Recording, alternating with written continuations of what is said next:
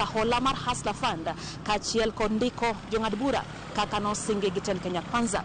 Lydia Oketo, Ramogi TV, Nairobi.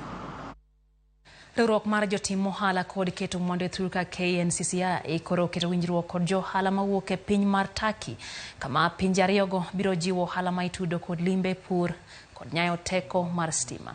Jakom mar KNCCI Eric Ruto wacho ni Kenya kod Turkey osebet katimo ohala kuom thuolo malach kendo okang' mar keto winjruok ma kamano igeno ni biro medo jiwo ohala.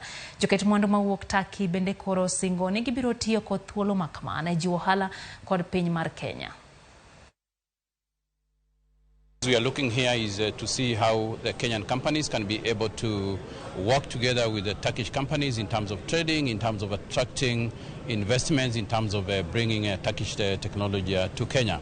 And to add into that is that as Kenya National Chamber of Commerce, we have a joint business council, which is a group of business people who are doing business between Turkey and Kenya.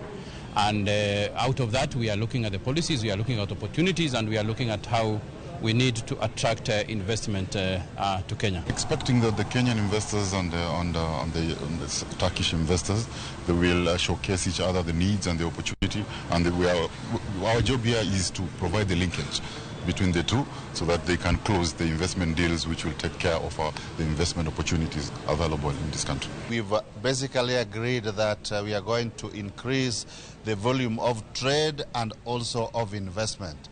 That is the good news which we have, and also the other logistics which is not favorable for the traders coming from Turkey. The PS has agreed that it will consult the various state departments so that it can